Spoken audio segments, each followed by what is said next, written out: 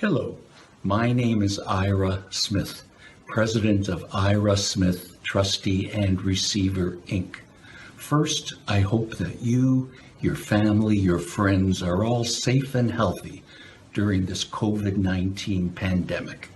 Ira Smith Trustee and Receiver, Inc. is fully operational. Both Brandon Smith and myself are available to answer any questions that you might have. We are doing so by telephone or video conference. So if there's anything troubling you, anything you want to know, reach out and contact us. We would be happy to speak with you. Today's Brandon's blog will be of special interest to those self-employed people who are running their business not through a limited company, but in their personal name, a proprietorship or a partnership, and those that lend money, especially on home mortgages. So I hope you can watch until the end of the video. I know you will get value. I'm going to get rid of this tie, and I will be right back.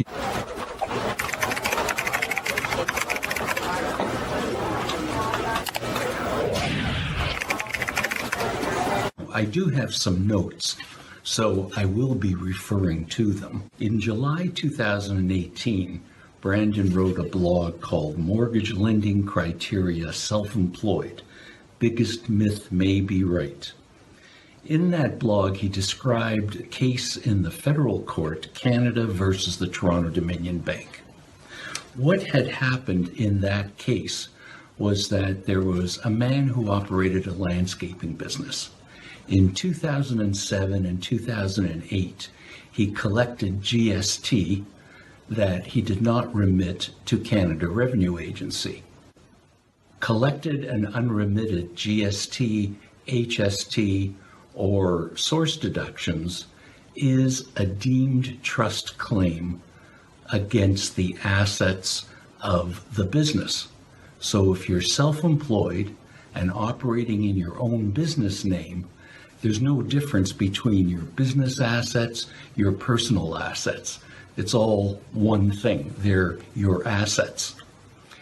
Then in 2010, he applied to the bank to get both a home mortgage and a home equity line of credit registered against his home.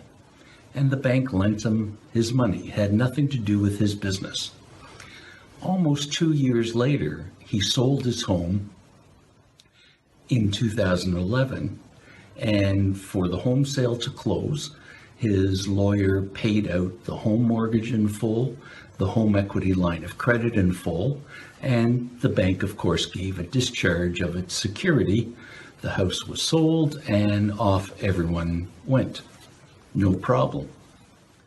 Well, 2 years later, Canada Revenue Agency made demand on the bank, so this is now in 2013, for payment of the unremitted GST. It was about $70,000, almost $70,000. The bank resisted that demand, and so Canada Revenue Agency took the bank to court. And the federal court decided that the bank was liable to pay over the amount of the unremitted GST that it got from the sale of the person's house. And the reason for that is because in the Excise Tax Act, which deals with GST, HST taxes, it says that if you are the recipient of funds from the sale of assets that the Crown had a deemed trust claim on, and you get that money, you owe that money to the government. So the bank appealed the decision to the Federal Court of Appeal, and the matter was heard in the fall of 2019. And at the end of April 2020, the Federal Court of Appeal rendered its decision. Now, the Federal Court of Appeal went through a very lengthy and detailed analysis of the case law, of the statutes, and of the decision of the lower court. And I'm not going to go into all those details on this video, but you can read it down below in the blog. The bank had raised several areas in its appeal. First, it said that the federal court judge erred in not agreeing with the bank that there has to be a triggering event, such as a secured creditor going to enforce its security, before the deemed trust claim can attach to the proceeds of the sale of the asset of the person. The bank said that the competing claims over the priority cannot even be triggered until both parties are fighting over it. So there has to be that triggering event. Well, the Federal Court of Appeal looked at everything and said, no, there doesn't have to be a triggering event, because the statute says that when the GST or HST or unremitted source deductions are owing, the property actually belongs to the Crown. The deemed trust claim is such that it makes the property of the person property of the Crown. So there's no need to wait for a fight over the assets. So that was their first submission that the Federal Court of Appeal did not agree with. The next one that they said was they were relying on was the fact that they are a bona fide purchaser for value, that the fact that they received the money meant that they were a bona fide purchaser of that money. And the Federal Court of Appeal said, no, the lower court was correct in not buying that argument, because if that was the case, then the statute would not be effective against any secured creditor whatsoever, and that was not the intention of Parliament. So their second reason for appealing the lower court's decision, the Federal Court of Appeal did not agree with.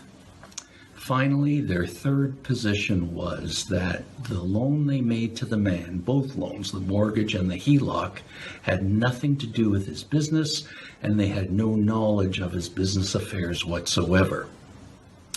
The Federal Court of Appeal said the fact that it had nothing to do with his business means nothing. The federal court was correct in deciding that way, because the statute says every person, doesn't distinguish between a taxpayer as the business person and the same taxpayer in his or her personal capacity. So the Federal Court of Appeal did not allow for that area of appeal either. And it also went on to say that the fact you had no knowledge of the business affairs was not even evidence in front of the federal court, so you can't appeal on that basis here. So what does that mean? That means if you are a lender, if you're just doing a simple home mortgage, you need to understand, to protect yourself, is the person you're about to advance the money to self-employed? So on the loan application, you should make sure it asks the question, are you self-employed? Is it a proprietorship, a partnership, a corporation? What is the CRA tax business number? That's the first step. Secondly, as part of your term sheet, you should have a requirement that the person is going to produce a statement from their CRA My Business account or some other evidence, verifiable evidence coming from Canada Revenue Agency that you do not owe any collected and unremitted GST, HST, or source deductions. Perhaps there might be just the stub period outstanding, the period that they're currently in that they haven't even filed the return yet for, but other than that, there is nothing owing. There is current. That should be one of the terms of the credit. Then, of course, that evidence is supplied before you actually advance the funds. finally, our fourth killer point is that there needs to be in all the documentation, the term sheet, the loan documentation, the security documentation, even the discharge documentation that says, if Canada Revenue Agency comes after us for unremitted amounts as a deemed trust from your business, even though we're not lending to your business, and even though you may have fully repaid the loan outstanding at the time, we can still come after you and you're still liable to us for that proven deemed trust claim. You have to pay us the money and we will remit it to the government on your behalf. So those are the 4 ways a simple mortgage lender can protect themselves against a deemed trust claim years later by Canada Revenue Agency when they advance mortgage funds and then get repaid on that mortgage by a self-employed person. So I hope you've enjoyed this video. I hope you've gotten value from this Brandon's blog. If you have any questions on any matter whatsoever, feel free to shoot either Brandon or myself an email. Give us a phone call. We would love to hear from you. We would love to help you. So please take care of yourselves, stay safe, stay healthy.